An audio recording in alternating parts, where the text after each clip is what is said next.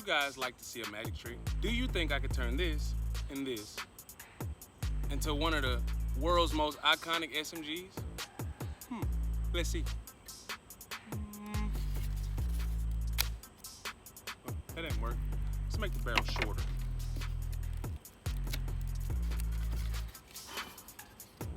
There we go. Ha ha ha. Check this out.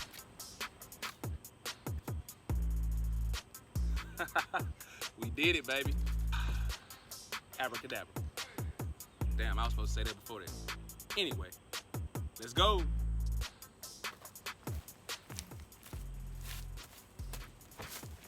Whew. PS90, folks. This is one of the world's most iconic SMGs, by the way. If you didn't know, you're probably living under a rock. This thing was a staple of Modern Warfare and has been a staple on Modern Warfare for a very long time. And today, we're gonna go through the ins and outs, the ups and downs, the rights and wrongs with this thing, man.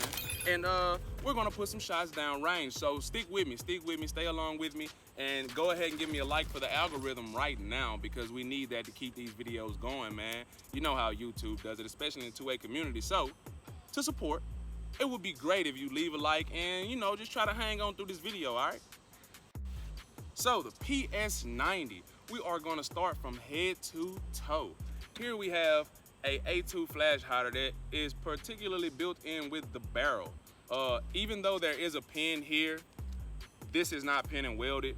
I've done my research. You can actually try all you want to tap the pin, knock it out, it doesn't matter. This is a one-piece barrel, so in order to change the muzzle device, suppress it, anything, you definitely have to get that chopped and threaded, and most likely you be SBR in this thing. So that's why it's great that this is in a short configuration, more of a bullpup style configuration, because you get this, which is technically a rifle, in the small compact size, and it still gives you that SMG nostalgia, you know, that feel of having an SMG, even though it's civilian and it's semi-automatic, it's not a machine gun, but you know, just to give you that feel, because this is particularly a collector's piece. You will see if it functions for the price point of what it costs. I love the style of this Picatinny rail at the top. Like, I just love the way this sits. I've always have.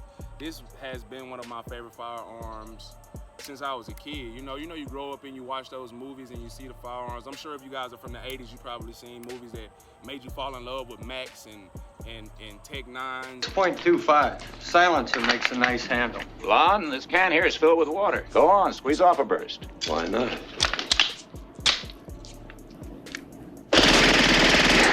An ambidextrous firearm.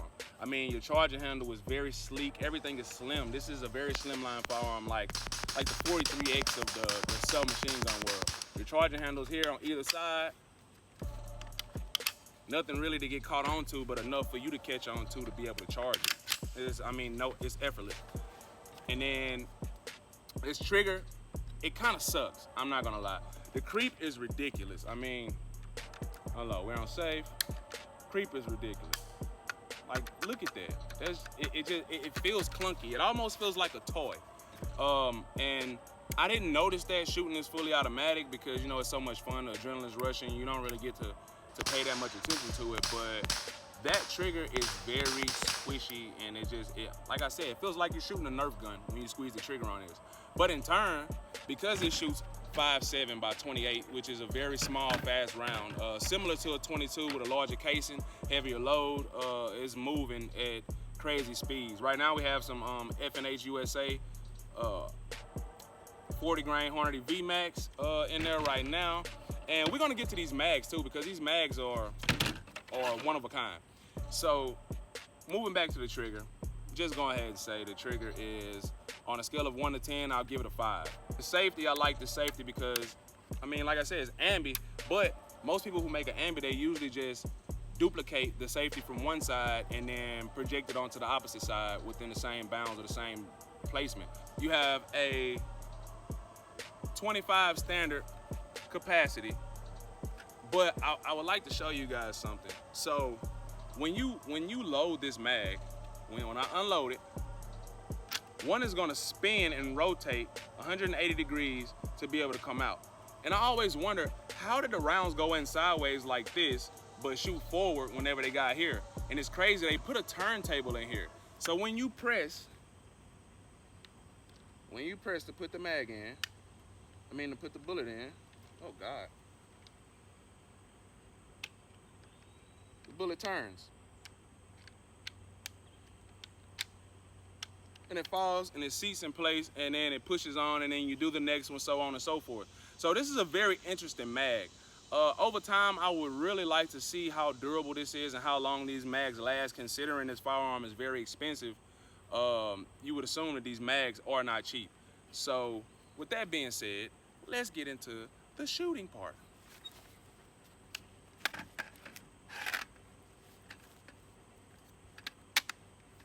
PS90.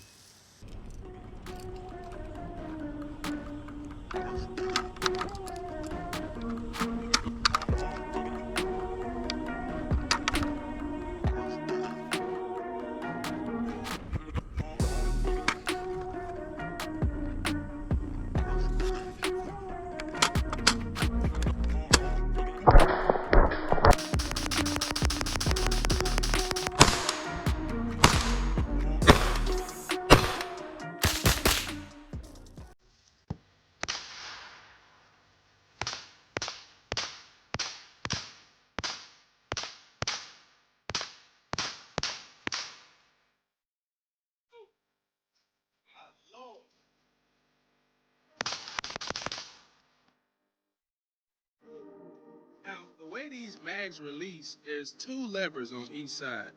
Press those in, mag pops up. There you go. So far, so good. This thing is quite fun. Very much so. No jams, no problems at all, actually. So, let's grab another mag, run it in rapid succession, and see if we can get her a hiccup or two.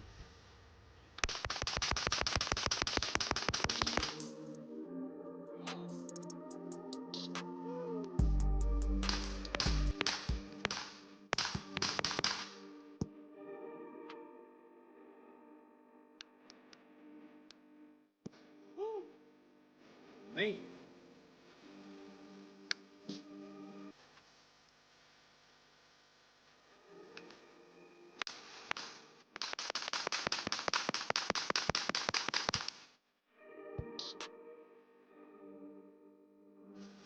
Going long.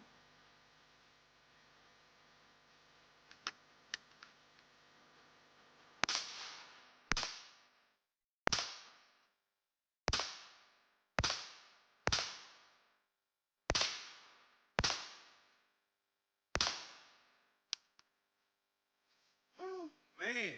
I never get tired of this thing.